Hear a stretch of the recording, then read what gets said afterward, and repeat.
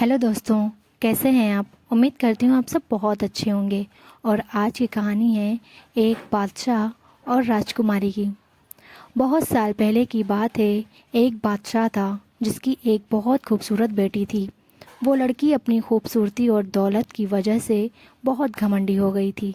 कहीं से भी उसकी शादी के लिए रिश्ता आता तो वो उसे ठुकरा देती थी और उसका खूब मजाक बनाती थी। एक दिन बादशाह ने एक बहुत बड़ी दावत रखी और उसमें शहजादी से शादी करने वाले तमाम शहजादों को बुलाया। सब लोग अपने अपने मर्तबा के हिसाब से कुर्सियों पर बैठ गए। फिर शहजादी इस दावत में कई चीज़ों के साथ बहुत घमंडी अंदाज में आई और वो जिस भी शहजादे के पास से गुज़रती तो वह उसे बहुत नीची नज़रों से देखती। फिर वो एक शहजादे के पास पहुंची जो बहुत ज़्यादा मोटा था और शहजादी ने उसका मजाक उड़ाते हुए अपनी कनीज से कहा, देखो ये आटे का बोरा है। जब दूसरे शहजादे के पास पहुंची तो कहा कि ये तो कोई खंभा है। और जब तीसरे शहजादे के पास गई तो कहा ये तो सफ़ेद चूहा है।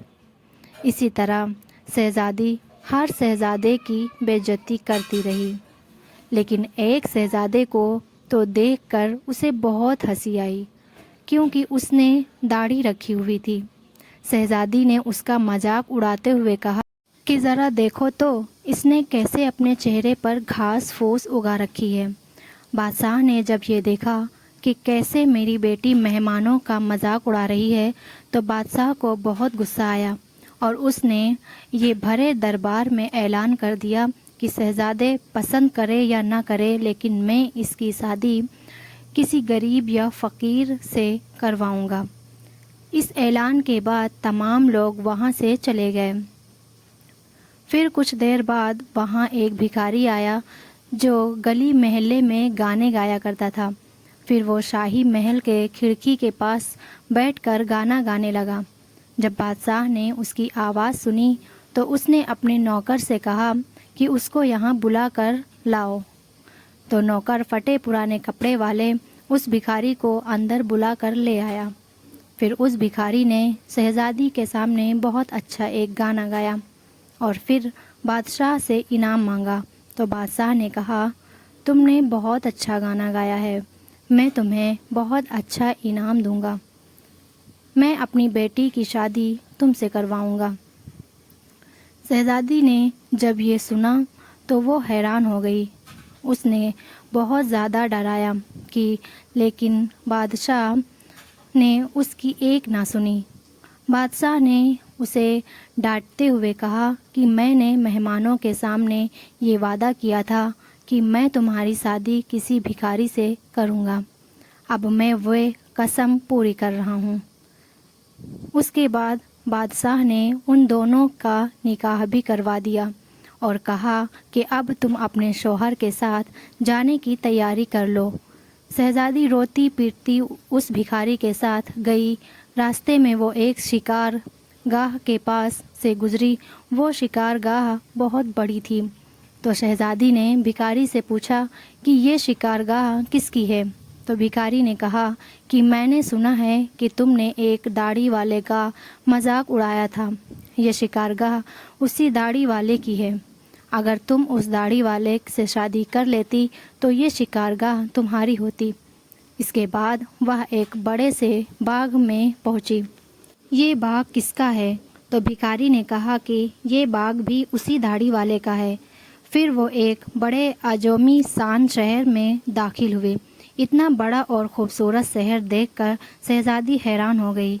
उसने पूछा कि इस शहर का मालिक कौन है। तो भिखारी ने कहा, यह शहर दाढ़ी वाले का है, मुल्क में आता है। अगर तुम उससे शादी कर लेती तो ये सब तुम्हारा होता। शहजादी ने अफसोस करते हुए कहा कि मैंने बहुत बड़ी गलती कर दी, काश मैं उससे शादी कर लेती। तो भिखारी ने नाराज़ होते हुए कहा कि मुझे उससे कोई मतलब नहीं, मगर तुम मेरे होते हुए किसी दूसरे मर्द की बातें क्यों कर रही हो? क्या मुझ में कोई कमी है اس کے بعد وہ ایک چھوٹی سی جھوپڑی کے پاس پہنچے تو شہزادی نے کہا کہ یہ کیسی بیکار اور چھوٹی سی جھوپڑی ہے؟ تو بھکاری بولا کہ یہ میرا گھر ہے اور یہی وہ جگہ ہے جہاں ہمیں زندگی گزارنی ہے۔ تو شہزادی بولی کہ تمہارا نوکر کہاں ہے؟ تو بھکاری بولا کہ ہمیں نوکروں سے کیا کام، تم ہر کام کر سکتی ہو، چلو اب تم آگ جلاؤ اور میرے لیے کھانا بناؤ، میں بہت تھک چکا ہوں۔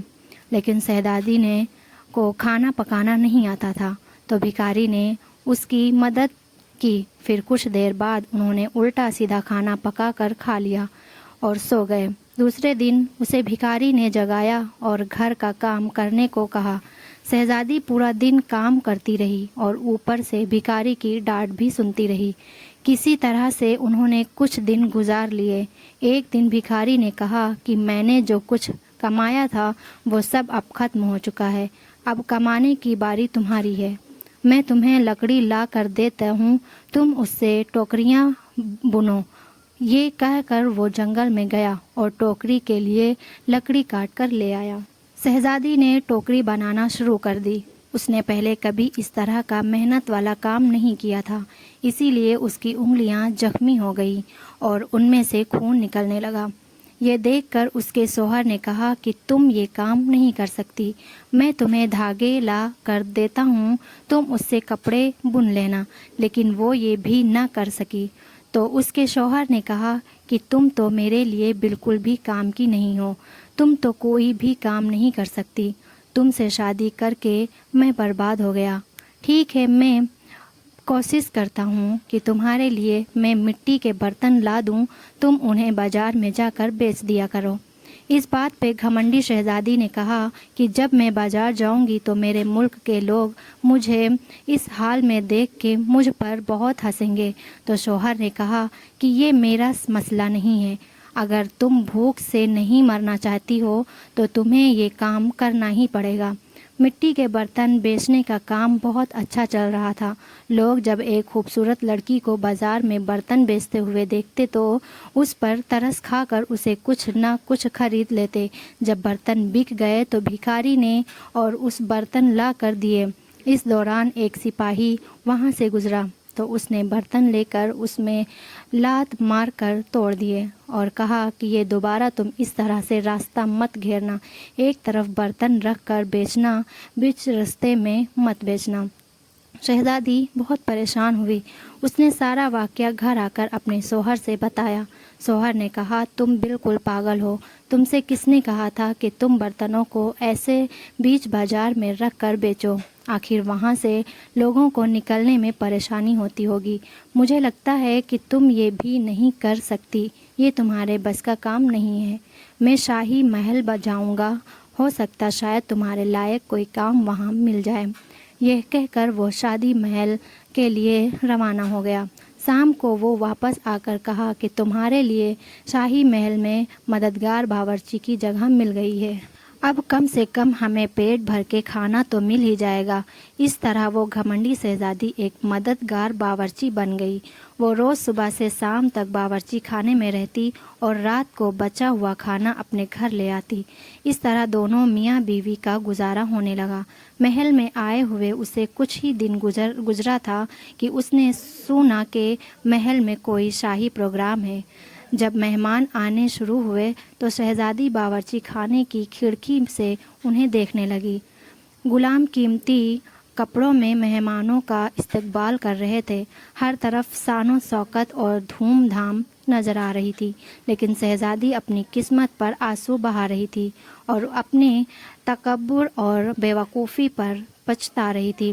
اسی دوران وہاں کچھ کنیزیں آئیں جنہوں نے شہزادی کو لذیذ کھانے دیے۔ شہزادی نے اس کھانے کو ٹوکری میں رکھ لیے اور گھر کی طرف چل دی۔ ابھی وہ محل کے دروازے سے گزر ہی رہی تھی کہ اچانک بہت قیمتی پوشاک پہنے ہوئے ایک آدمی نے اس کا راستہ روکا۔ شہزادی نے جب اس کی طرف دیکھا تو یہ وہی داڑھی والا بادشاہ تھا جس کا اس نے مذاق اڑایا تھا۔ وہ خوف سے کانپنے لگی۔ بادشاہ اسے لے کر محل میں پہنچا۔